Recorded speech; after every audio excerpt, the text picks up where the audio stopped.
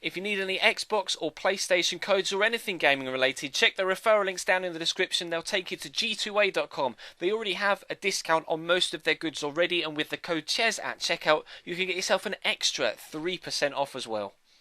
Hey guys, how's it going? Chez back again, and welcome to the third instalment of the top 50 player countdown for FIFA 16. We've looked so far at 50 to 41 and at 40 to 31, and they have now released 30 to 21. So we'll have a look at them on here. Obviously, we'll be having a look a little bit more in depth than just going through and being like, oh look, he's this rating, he's that rating. I'll give you my own personal opinions on the ratings, etc. And you guys obviously can give me the feedback that you've been so forthcoming with in the previous couple of episodes. I really appreciate all the positive support on these videos, guys. It really does mean a lot that you show the channel some very, very good support on the build-up to FIFA 16. Actually, for August as a whole, was the best month all told ever for my YouTube channel, so thank you for that. I really can't portray my appreciation enough to you guys for that. But we'll have a look at 30 to 21 today, and obviously over the upcoming couple of days we'll have a look at 20 to 11 and then the top 10. But for now we start with number 30, and that is Diego Costa. Obviously he got an upgrade last year. He was 85, got an upgrade to 86 overall, and he's going to be 86 overall again next year. Now, or this year I guess. He's maintained his high medium work rates. His pace has dropped one to 82. His pace was 83 on his 86 card upgraded last year. It was 82 on his original 85. But now on next year's 86, it is 82 again. So they are maintaining the trend of dropping players' pace. His shooting is 83, and his shooting on his upgraded card last year was 85, so that's a drop by 2. His passing is down by 1 on his upgraded card. His dribbling is down by 1 on his upgraded card. And the defending and physical are the same. So obviously Diego Costa had a fantastic season for Chelsea last year, and definitely deserves the 86 rating this year. Obviously in real life, as has been the case with almost the entire Chelsea squad, as we mentioned previously, not had the best of starts to the season, but I'm sure that will turn around. As a Chelsea fan, I'm confident and hopeful that that will turn around. So pleased that Diego Costa is now 86 rated. He did deserve that upgrade mid-season last year, and definitely deserves to maintain that rating this year. Regardless of what your opinions on him as a footballer might be and his temperament, he is undoubtedly a talented footballer, so does deserve the rating. I know a few people, or quite a large percentage of people actually hate Diego Costa because of the way he conducts himself on the pitch.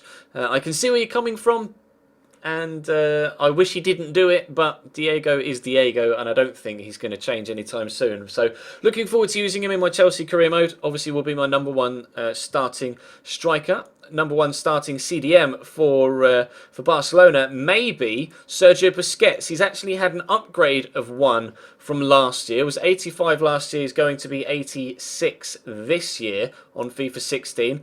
Still got medium work rates, as was the case last year. His pace, as has been the trend, like we've said, is down 3. Shot is the same. Passing down 1. Dribbling down 1, defending though key up 2, and physical is the same. So because he's a CDM and not a centre mid, and the defensive stats have gone up, then that has warranted the overall upgrade from 85 to 86. Obviously Barcelona as a whole, as a squad last year, had an extremely good season. Piqué's had an upgrade, as we've seen, and now Busquets has an upgrade as well. Warranted as far as I'm concerned. Sergio Busquets, again, another player that people don't necessarily like on the whole because of the way he conducts himself on the pitch. Can be quite dirty, and then as soon as someone touches him, he'll dive and roll around. But when it comes to his efficiency as a holding midfielder, there aren't many better in world football, in my opinion.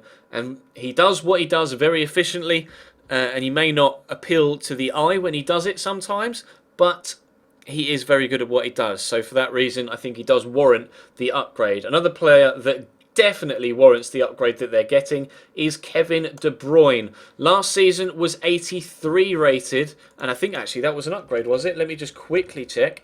Was that an upgrade? De Bruyne had an 83 rated card. Yes, it was. He started at 81. He's now on FIFA 15 had an upgraded card to 83. but on FIFA 16, thanks to his tremendous performance in the Bundesliga last year, one of the best players in European football, not just the German leagues last year, he's got an upgrade to 86 overall. 77 pace, which is actually down from his upgraded card last year. He had pace of 79 on his upgrade. He did have 77 on his 81 card and has maintained 77 on his now 86 card. Obviously transferred to Manchester City for £55 million. Massive transfer fee. So pace is down to, he's got five.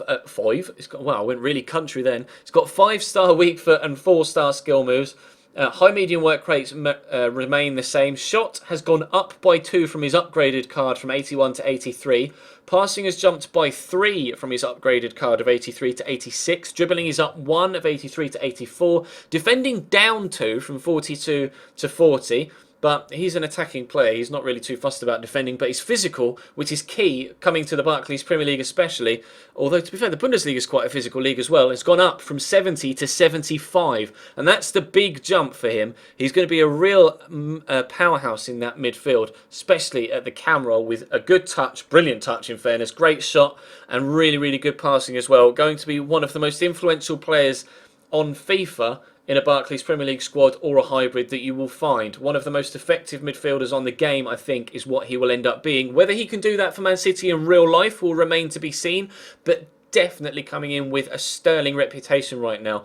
When he was at Chelsea, he was still just a kid, didn't get the chance in the first team that he needed to grow to the player that he is today, so we shipped him out on loan. And I think actually when he was on loan at Werder Bremen and he helped them stay up, he really matured as a player. Unfortunately, still didn't get the chance in the Chelsea first team, so went out to Wolfsburg, and then over the course of 2 years at Wolfsburg has developed no end thanks to the trust put in by the management, and his on-field performances. Wholeheartedly deserves the upgrade to 86 overall and will be the jewel in Manchester City's midfield this season and will really give David Silva a run for his money. That's my personal opinion. I think Kevin De Bruyne is that good and still has plenty to give. So David Silva definitely has things to worry about in that central role, because obviously Sterling they've just spent £50 million for out wide. They may switch Sterling to the right, drop Navas, play David Silva wide left and put De Bruyne at cam. Or maybe they'll just play De Bruyne wide right and drop Jesus Navas. I'm not sure where De Bruyne fits in their starting 11, but he has to fit in their starting 11 somewhere. And time will tell where Manuel Pellegrini decides to play him. The next player on the list at number 27 is Carlos Tevez. Let me just quickly take a swig of water. I'm getting a little bit of cotton mouth. There we go. Obviously recently transferred as well from Juventus to Boca Juniors. He's gone home effectively.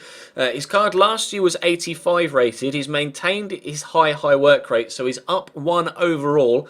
Pace is actually up 1. One of the few players we've seen so far this year who's had an upgrade in his pace. His shot has gone up by 2, passing down by 2, but his dribbling is also up 1, and his defending is down by 1, and his physical is the same. Carlos Tevez, for the past 6, 7, 8 years, has been just one of the best strikers in European football. He never really, as far as I'm concerned, has gotten the credit he deserves for the sheer talent and just clinical goal-scoring machine that he is.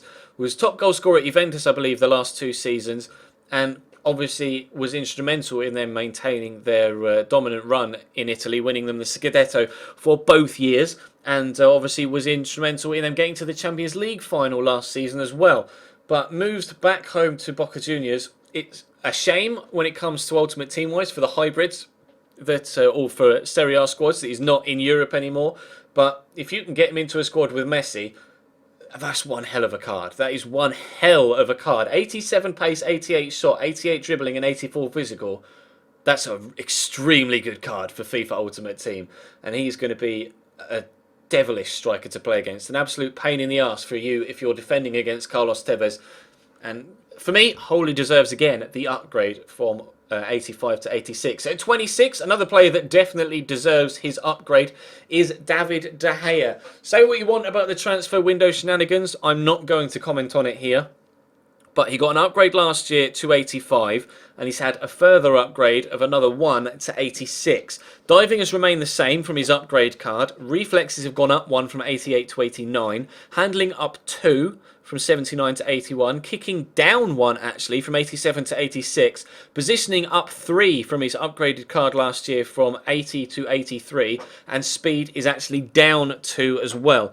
Obviously, David De Gea was one of the best goalkeepers in the league last year in the Barclays Premier League. In fact, Hugo Lloris, David De Gea and Thibaut Courtois all had exceptional seasons. Obviously, I'm going to be biased and say Courtois was the best. De Gea will be presented by Manchester United fans as the best. The Tottenham fans will be saying that Hugo Lloris was the best last season. There is no question of doubt that David De Gea kept Man United in more games than Courtois kept Chelsea in, though. I will definitely admit to that. De Gea single-handedly kept Manchester United in the Champions League positions last season. He was so good for them last year. It was unbelievable some of the saves he was pulling off. But same with Thibaut and same with Hugo Lloris as well. So if there are any neutrals of you in the comment section, if you're not a Manchester United, Tottenham or Chelsea fan, don't take this season's performances into account, because I know Courtois hasn't necessarily had the best of starts to the season, and De Gea, to be fair, hasn't even played yet. On last year's performances alone, who do you think was the best goalkeeper in the Barclays Premier League last year of the three of them? Let me know in the comment section down below. He does definitely deserve the upgrade though, and whether I'm not going to comment on the transfer shenanigans. I don't know all the details. Real Madrid are blaming Man United. Man United are blaming Real Madrid. La Liga say it was both of them. It's a really odd situation, but for now he's staying at Manchester United and will be there for the foreseeable future. Whether he will move in January, I don't know, or move for free at the end of the season, or sign a new contract to Man United, nobody knows. And I think the speculation is already too much without me adding into it. So we move on again to another player from the Barclays Premier League and another upgrade from the Barclays Premier League. Alexis Sanchez, and a position change as well, actually, from 85 right wing to 86 left wing for Alexis Sanchez this season. He's going to be rivaling Eden Hazard for that left-sided midfield spot in your Ultimate Team squads. He's actually had a downgrade of pace from 88 to 87, but that really won't make too much of a difference. However, the one thing that will make a bit of a difference is that his work rates have gone from high-medium to high-high, which could affect his effectiveness as a left winger in an Ultimate Team squad. His shot has actually gone down 2 as well, from 85 to 83. Passing is up 1 from 77 to 78. Dribbling remains the same, defending remains the same, and his physical has gone up from 68 to 73, which is warranted in my opinion. He's not the tallest, Alexis Sanchez, at just 5'7", but he is very strong on the ball, deceptively so. And he and Kevin De Bruyne have both had upgrades of +5 when it comes to the physical side of their games, and as far as I'm concerned, both are deserved as well. Surprised? Well, not surprised that he's had the upgrade. He definitely had a stellar season at Arsenal last season, but surprised that they've downgraded his pace and his shot by so much as well, down by 2. And his his dribbling stayed the same, didn't it? And his passing's gone up by 1. But surprised they dropped his pace and his shooting, because he was rapid last season and scored a lot of goals. So take that with a pinch of salt. I'm not really too sure whether what EA have done there. I would personally have kept the pace and the shooting the same, given him the upgrade on the passing, and kept everything else the same, but definitely agree with the upgrade in physical stats and left him at 86, up 1 from 85. The position change is definitely warranted though, because he did play majorly on the left-hand side for Arsenal last year, rather than the right-hand side, which is obviously where he was used at Barcelona, thanks to Neymar on the left, or Pedro on the left, or Iniesta on the left, whoever they used to play on the left over the past 2 or 3 seasons. But Alexis is obviously one of the best attacking midfielders in the Barclays Premier League, and definitely after last year's performances warrants the upgrade. The next player is actually a downgrade, still same position of left mid. I'm going to have to take another swig of water, I apologise. It's actually a downgrade from Ribery, from 88 to 87. Pace is down 2 as well, from 89 to 87. Shot down 1. Passing down 1. Dribbling down 1. Defending down 4. And physical down, wait for it, 1 as well. So you can understand why his rating has dropped. Similar with Bastian Schweinsteiger, I think Ribery spent a large portion of last season injured. He had an exceptional season the year before when Bayern won the Champions League, but last year he and Schweinsteiger weren't necessarily as heavily involved as perhaps they might have liked to have been. His high medium work rates are the same. Still got his 5-star skill moves and 4-star weak foot. Still be an extremely effective card on Ultimate Team and still be very, very good for Bayern in real life and on career mode as well. But to be fair, the downgrade is probably warranted, but only by one, because he's still one of the best wingers in world football. So, I mean, he's 32 this year, or he's 32 now, because his birthday's in April. So he's getting on a little bit, but still, I mean, when you're that good, age doesn't really tend to bite you that hard. Although perhaps that's why his pace has dropped slightly, because he's getting slightly older, but I don't think he's any slower in real life. But anyway, moving on to 23 is Gareth Bale. He's maintained his overall rating, and he's maintained his 94 pace as well. And in actual fact, everything apart from his physical is exactly the same as it was on FIFA 15. And the only difference in his physical is that it's dropped by 1. That's all. That's it. Gareth Bale was under a lot of pressure at Real Madrid last season and didn't necessarily perform to the levels that the fans especially wanted him to. But as far as I'm concerned, getting like double figures in goals and assists is still very good when you've got players like Ronaldo and Benzema hogging all the goals. So I think Bale warrants the 87 still. He's still an extremely good player, obviously. Whether he still deserves the tag of world's most expensive, I'm not sure. Whether he deserved that in the first place, I'm not sure. But for now, Gareth Bale, as far as I'm concerned, definitely does deserve the upgrade and still should be out wide. Obviously, on FIFA 14, he was a centre forward, and that card really was overpowered. I used to play him at central defensive midfield, actually, on FIFA 14, with Messi at cam and striker Neymar up top. That was how sweaty I got, but Bale on the right, still going to be one of the best right midfielders in world football and on the game. And obviously, with Alexis Sanchez being swapped to the left-hand side now, there's an extra or one less person for opposition for Bale in any sort of hybrid that he might be building on the right hand side. So he'll probably be used a lot more than he was last year, even though he was still one of the most used players on FIFA 15. On FIFA 16, Robert Lewandowski is going to be still one of the best strikers on the game. Maintains his 87 rating overall. However, pace is down by 1, but on the flip side, shot is up by 1. Passing is the same. Defending is down by 1, physical is up by 2, and his dribbling is up by 1 as well. So he's had the downgrade in pace, but an upgrade pretty much everywhere else that matters. Defending obviously isn't important for him as a striker.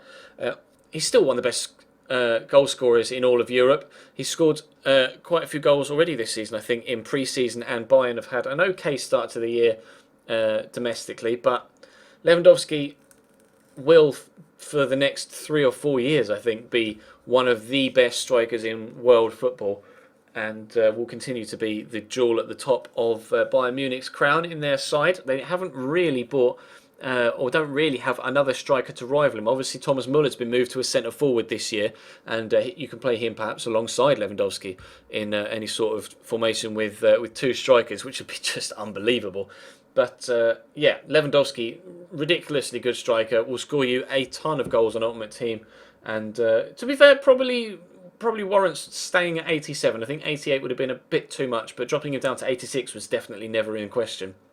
So we'll move on to the final one for today, for the 30 to 21 countdown, and it's Giorgio Chiellini. Now, he did have a high-rated card on FIFA 14, I believe, but obviously on FIFA 15 was downgraded to 84 from 86, which is what he had on FIFA 16. FIFA 14, sorry. On FIFA 16, he's actually up to 87. Up to 87 for FIFA 16. So warranted rating up to 87 as far as I'm concerned. I never did understand why they dropped him to 84 in the first place, but his pace is up 1. His pace is up 1 from 76 to 77. His shot is down 3, but obviously that's not overly important as a defender. 55 passing has gone up to 56. 56 dribbling has gone up to 58. Defending up from 87 to 90. 90 defending, and physical has actually dropped from 86 to 84, but still, And especially work rates as well. Key to point out, low, high, perfect for a centre-back. You don't want your centre-backs pushing too far forward, a la David Luiz. You want him always in the right place at the right time. And with 90 defending and low, high work rates, 87 overall, he's going to be the best centre-back on FIFA 16, I think. I mean, I'm yet to see what Thiago Silva's rating is, so perhaps that's a bit premature to say. But okay, how's this? He and Thiago Silva will be the two best centre-backs on FIFA 16. How's that? There you go. Which one will be above the other? I'm not sure. But for me, that 87 rated card looks incredible. Absolutely insane, especially with those work rates and 90 defending. I can't wait to use that card. I really can't. Hopefully, I'll get him in some foot drafts as well. I'm going to be streaming foot draft and some more Ultimate Team stuff, more so than I did this year on FIFA 16. So feel free to follow the link in the description to my Twitch channel. Feel free to follow me on Twitter as well if you want to. That is going to bring this episode to a close.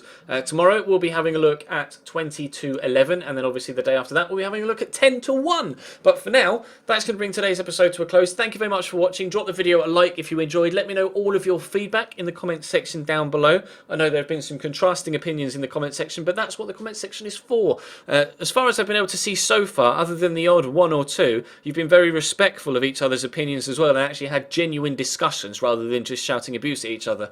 And I like the fact that my channel can be like that in the comment section, so please do keep up that level of decorum and that level of politeness and just general acceptance that other people have different opinions, and your ability to put across your opinion in a legible and inoffensive way is very much appreciated.